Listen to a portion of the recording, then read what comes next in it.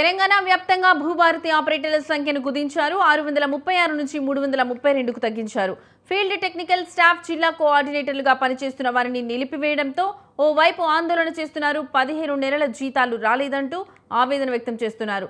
మరోవైపు తాము 2018 నుంచి ధరణి భూభారతి ప్రాజెక్టు కింద పనిచేశామని, భూ రికార్డుల నిర్వహణ, ఆన్లైన్ మ్యూటేషన్, రెవెన్యూ లావాదేవీలు, డేటా ఎంట్రీ వంటి అనేక రకాల సేవలు చేశామని చెబుతున్నారు. తమ సంఖ్యను తగ్గించడం వల్ల సిబ్బందిపై పని భారం పడుతుందని వాపోతున్నారు.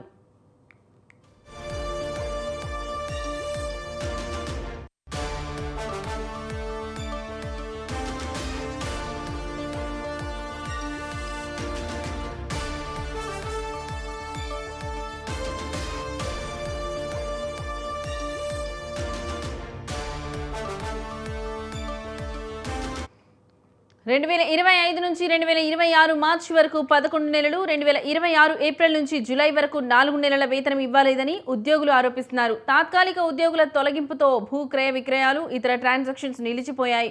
30% మాత్రమే ట్రాన్సాక్షన్స్ జరిగాయి. రాష్ట్ర వ్యాప్తంగా ఈ నెల 1 నుంచి 4 వరకు రిజిస్ట్రేషన్ల కోసం 6,608 స్లాట్స్ బుక్ అయ్యాయి. అందులో 2,174 మాత్రమే చేశారు. మిగతా రిజిస్ట్రేషన్లు పెండింగ్లో ఉన్నాయి.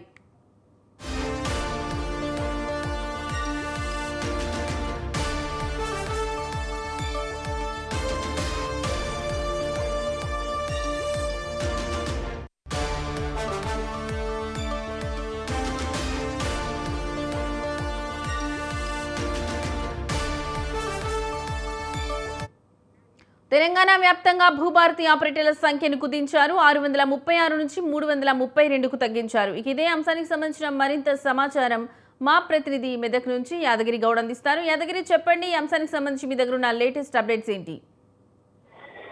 లక్ష్మి, ఏదైతే భూభారతి కాంగ్రెస్ ప్రభుత్వం తీసుకొచ్చినట్టు భూభారతి పైన మొదటి నుంచి కూడా అనేక సమస్యలు ఎదుర్కొంటున్న పరిస్థితి మనం చూస్తా ఉన్నాం. అదే గత ప్రభుత్వం ధరణికి బదులుగా ఇప్పుడు భూభారతి తీసుకురావడం జరిగింది. భూభారతి సంబంధించి అనేక సమస్యలను కూడా ప్రభుత్వం ఎదుర్కొంటుంది. దాంట్లో టెక్నికల్ గా సంబంధించిన విషయాలు కానివ్వండి, లేకుండా భూభారతి పోర్టల్ ద్వారా ఎన్నో అక్రమాలు జరుగుతున్నటువంటి అంశం పైన కూడా ప్రభుత్వం మొదటి నుంచి కూడా కొంత ఆందోళన వ్యక్తం చేసే పరిస్థితి మనం చూస్తాం. అయితే తాజాగా భూభారతిలో పనిచేస్తున్నటువంటి దాని భూభారతి పోర్టల్ ప్రక్షాళన చేయాలని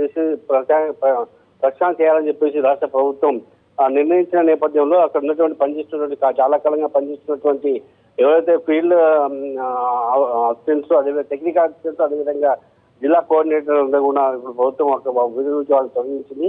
గత 15 నెలలుగా వాళ్ళకి రావాల్సిన జీతాల పైన కూడా వాళ్ళు కొంత ఆందోళన వ్యక్తపరుస్తున్న పరిస్థితి మనకు అర్థమవుతుంది. దాదాపుగా రాష్ట్ర వ్యాప్తంగా ఉన్నటువంటి 636 మంది ఉన్నటువంటి వాటిలో దాదాపు 332 మందిని ఎవరైతే పనిచేస్తున్నటువంటి ఉన్నారో ఫీల్డ్ ఆఫీసర్లు కానివ్వండి, లేకుంటే డిస్ట్రిక్ట్ కోఆర్డినేటర్లు కానీ వాళ్ళందరినీ కూడా ప్రభుత్వం తొలగించింది. అయితే మొత్తం మీద చూసుకుంటే ఇప్పటి వరకు ఇది తొలగించడం ద్వారా వాళ్ళకి రావాల్సినటువంటి మొత్తం వేతనాలు దాదాపుగా 15 నెలల వేతనం రావాల్సింది కాబట్టి ప్రభుత్వం చెల్లించాలని చెప్పి వాళ్ళకి ఆందోళన వ్యక్తపరుస్తున్నారు. అదేవిధంగా ఏదైతే అటు ఆర్డీఓ ఆఫీసులో కానీ, అటు ఎంఆర్ ఆఫీసులో కానీ జరగాల్సిన రిజిస్ట్రేషన్ కూడా దాదాపు 70% వరకు కూడా రిజిస్ట్రేషన్ ఆగిపోయిన పరిస్థితి మనకు కనిపిస్తూ ఉంది. ఎందుకంటే ఇప్పటి వరకు రిజిస్ట్రేషన్ చేసుకోవడానికి వాళ్ళ యొక్క స్లాట్ బుక్ చేసుకోవడం సంఖ్య కూడా చాలా అధికంగా ఉంది. వాళ్ళు మొత్తం మీద 6,000 ఏదైతే 6,000 పైగా 6,300 పైగా కూడా స్లాట్ బుక్ చేసుకుంటే కనుక దాంట్లో కేవలం 2,170 మాత్రమే స్లాట్లు అంటే రిజిస్ట్రేషన్ జరిగినాయి. అంటే మొత్తం చూసుకుంటే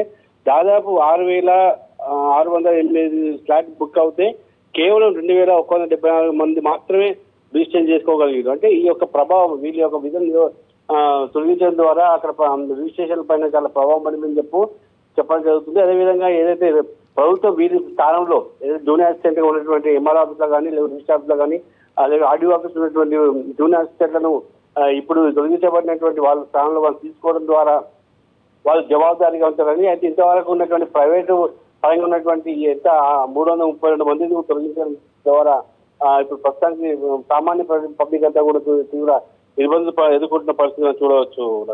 right Yadagiri, thank you for the updates.